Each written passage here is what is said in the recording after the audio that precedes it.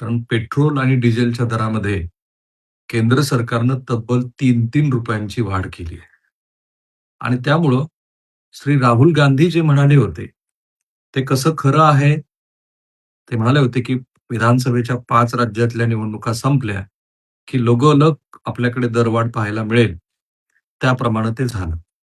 खरं तर राहुल गांधीच काय किंवा इतर कोणत्याही अशा अर्थशास्त्रीय तज्ञाची गरजच नव्हती. हे होणारच होतं. फक्त आपण ते निवडणुकीच्या कारणामुळं ते पुढं लांबवलं आणि असं दिसतं आहे, की तब्बल 30,000 कोटी रुपयाचा तोटा हा वेगवेगळ्या ऑइल कंपन्यांना झाला.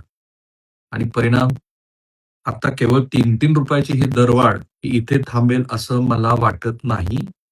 ही दरवाढ किमान ₹17 प्रति लिटर मागं पेट्रोल आणि डिझेलची दरवाढ अपेक्षित आहे. हे ऐकायला अजिबात चांगलं वाटत नसलं, तरी हीच वस्तुस्थिती आहे, की पेट्रोल आणि डिझेलच्या दरामध्ये किमान 17-17 ची वाढ केल्याशिवाय ऑइल कंपन्यांचा तोटा कमी होणार नाही.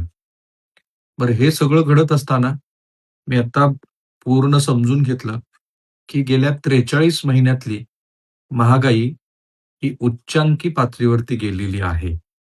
म्हणजे एकीकडे पेट्रोल आणि डिझेलची दरवाढ व्हायच्या आधीच महागाई वाढली आहे आणि दुसरीकडं आत्ता पेट्रोल आणि डिझेलची दरवाढ झाल्यामुळं एक तर निश्चित आहे, की महागाईचा आगडोंब उसळणार आहे. साधारणपणे पहिली सुरुवात कुठं होईल? पेट्रोल आणि डिझेल महागल्यामुळं रिक्षा वाहतूक, ओला उबरची वाहतूक, त्याचबरोबर गुड ट्रान्सपोर्टची वाहतूक ती महागणार आहे. ऑलरेडी आपल्याकडे व्यावसायिक सिलेंडरचा पुरवठा कमी झाल्यामुळं काही रेस्टॉरंटनी त्यांच्यातल्या खाद्यपदार्थाची व दरवाढ केलेली आहे किंवा ते खाद्यपदार्थ बनवणंच थांबवलेलं आहे. आता हे झाले 2. एकदा का तुमची वाहतूक महागली, की वाहतूक महागल्यामुळं मग भाजीपाल्याचे दर वाढतील. गॅस सिलेंडरचं तर सद्यस्थिती तुम्हाला माहितीच आहे.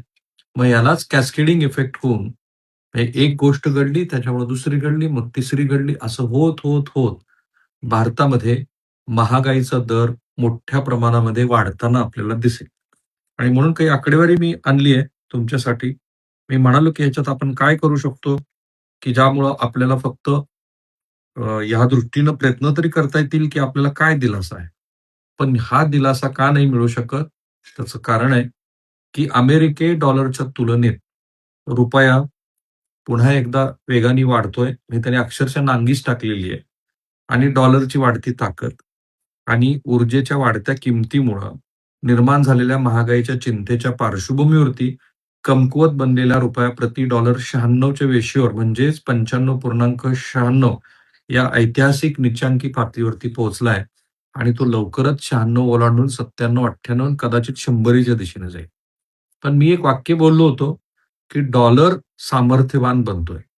कारण जगभरातले गुंतवणूकदार जागतिक अस्थिरतेच्या परिस्थितीमुळं इकडचा पैसा काढून सगळा पैसा अमेरिकेमध्ये टाकतायत.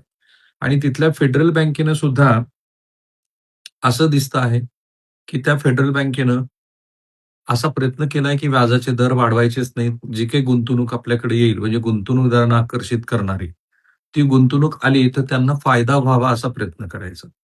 आणि त्यामुळे एकीकडे अमेरिका वेगवेगळ्या राष्ट्रांना जागतिक संकटात खेचत असताना, त्यांचा डॉलर मात्र मजबूत होतोय. अमेरिकेमध्ये पैशाचा महापूर आला आहे आणि लोक सगळा पैसा काढून अमेरिकेमध्ये घेऊन चालले. परिणाम भारतीय शेअर बाजारातनं अनेक गुंतवणूकदार बाहेर पडले आणि भारतीय रुपया डॉलरच्या तुलनेमध्ये हा कमकुवत होत चालला आहे. आणि त्यामुळे श्री राहुल गांधी जे म्हणाले, की अनेक अर्थाने ते खरं ठरतं आहे. अर्थात ते विरोधी पक्षाचे नेते आहेत आणि विरोधी पक्ष हा सत्ताधारी असतो तेव्हा वेगळं बोलतो आणि सत्ताधारी वेगळा असतो, विरोधी असतो तेव्हा वेगळा बोलतो. म्हणजे श्री नरेंद्र मोदी यांनी रुपयाच्या अवमूल्यना बद्दल डॉक्टर मनमोहन सिंग यांच्यावरती किती टीका केली होती. ती तेव्हाही आवाज होती आणि आजही ह्या मंडळीवरती कोणी टीका करत असेल तर ती अवस्था आहे. कारण जागतिक पातळीवरती जे सध्याचे ताणेबाणे आहेत, ते कोणाच्याही हातात राहिलेले नाहीयेत. त्यामुळे जे घडतंय त्यात आपण काय करू शकतो एवढं बघायला पाहिजे. बघा पेट्रोल आणि डिझेलची दरवाढ आज झाली, पण त्याच्या आधीच महागाईचा तडाखा बसला होता. कारण काय होतं, घाऊक महागाई ही मुख्यत्वे आयातीवर आधारित असते. म्हणजेच तिचा आकडा हा आयात केलेल्या किमतीवर आधारित असतो. त्याचं कारण घाऊक महागाई ही प्रामुख्यानं उत्पादकाच्या स्तरावर मोजली जाते. म्हणजे जेव्हा खनिज तेलाचे दर वाढतात, तेव्हा त्याचा वापर करून तयार होणारी रसायनं, प्लास्टिक, खते आणि वाहतूक या सर्वांचा खर्च वाढतो.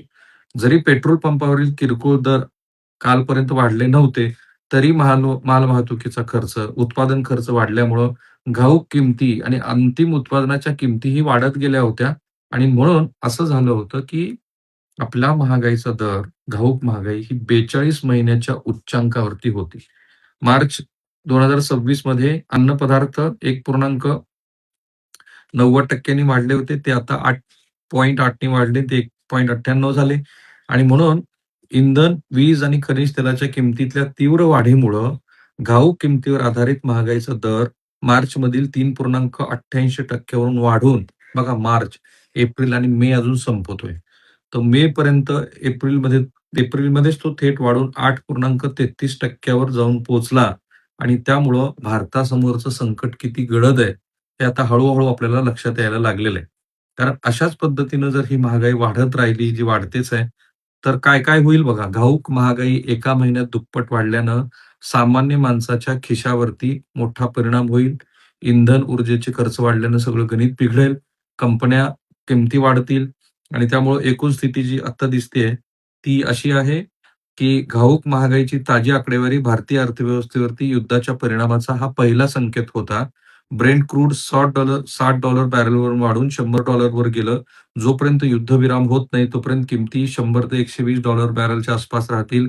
घाऊक महागाई उच्च पातळीवरती राहील. रिटेलमधल्या किमती सध्या स्थिर ठेवण्याचे प्रयत्न होत आहेत, पण हा दबाव उत्पादन खर्चामाबत रिटेल महागाईवरती पोहोचेल आणि मे महिन्यामध्ये महागाई 9% पर्यंत पोहोचू शकते.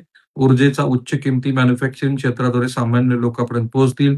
घाऊक महागाई किरकोळ महागाईपेक्षा जास्त असणं स्वाभाविक आहे, कारण त्यात इंधनाचा वेटेज जास्त आहे आणि त्यामुळं असं दिसतं आहे, की घाऊक महागाईतल्या काही वस्तू ज्या स्वस्त झाल्या, जसं कांदा -26.5% नी स्वस्त आहे. बटाटा -30.30% स्वस्त आहे. डाळी -3.4% स्वस्त आहेत, कारण उत्पादनाचं गणित चुकलंय. पण घाऊक महागाईमध्ये 22 पैकी 21 वस्तूचं मॅन्युफॅक्चरिंग महागलंय. टेक्सटाईल 7.3% महागलंय. बेसिक मेटल्स 7% महागले. 5.1% केमिकल आणि इतर प्रॉडक्ट महागले. म्हणजेच काय? तर एकीकडे ऑइल मार्केटिंग कंपन्या तोटा सहन करतायत. सरकारनं आजच इंधनाचे दर वाढवलेत आणि त्यामुळे इनपुट कॉस्ट वाढली. खतं, केमिकल्स, मेटल्सच्या किमती वाढल्यात. कारखान्यात तयार होणाऱ्या वस्तूचे दर वाढलेत आणि आजच्या या निर्णयानं असं दिसतं आहे, की महागाईमध्ये मोठीशी भर पडेल आणि जी भर पडेल, ती सर्वसामान्य लोकांसाठी अतिशय त्रासदायक असणार आहे. श्री शरद पवार काल म्हणाले, की "हा मुहूर्त आत्ताच का?" आणि हे लॉजिकली बरोबर आहे. कारण 5 राज्यातल्या निवडणुकीमुळे आपण जो उशीर केला, त्यामुळं अचानकपणे महागाईचा एकीकडे घाऊक महागाईचा दर वाढला आणि आता किरकोळ महागाईचाही दर वाढला आणि त्यामुळं आपल्यासमोरचे चॅलेंजेस खूप अधिक आहेत. त्यामुळंच मी म्हणालो, की सध्या कोणत्याही विचारसरणीचं सरकार जगभरातल्या कोणत्याही देशात असू द्या, जवळपास 27 देशाची आकडेवारी काल मी सांगितली. तर त्या 27 देशातली परिस्थिती जर आपण बघितली, तर असं लक्षात येतं आहे, की सगळ्याच देशांनी काटकसरीचे उपाय सुरू केलेत आणि ते उच्चतम पातळीवरती पोहोचलेले आहेत. आपल्याकडे त्याला उशीर झाला कारण आपल्याकडे निवडणुका होत्या. पण आता ह्या निवडणुका संपताच ज्या पद्धतीनं काल गॅस, सीएनजी आणि आज तेलाचे दर वाढले, तर आव्हान खूप मोठं आहे, की ज्या आव्हानामुळं असं दिसतं आहे, की सरकारनं ही जी काही दिरंगाई केली आहे, त्या दिरंगाईचा फटका काही प्रमाणामध्ये तेल कंपन्यांना बसला आणि तो आता सर्वसामान्य लोकांच्या खिशातनं वसूल करण्याचे प्रयत्न सुरू झालेत. त्यामुळं केवळ ₹3-3च नाही, तर माझा अंदाज आहे, की पेट्रोल आणि डिझेलचे दर सद्यस्थितीमध्ये जागतिक गणित जर मांडलं, तर किमान ₹17-17 नी महागतील आणि हे मोदी सरकारसमोरचं सर्वात मोठं चॅलेंज असणार आहे. सो थांबूया आपण इथे. माझा प्रयत्न आहे अत्यंत ऑब्जेक्टिव्हली तुमच्यासमोर हे मुद्दे मांडायचे आणि ते मांडत असताना नीट अभ्यास करून सांगायचं. मला आनंद आहे की तुम्ही हे हजारोच्या संख्येनं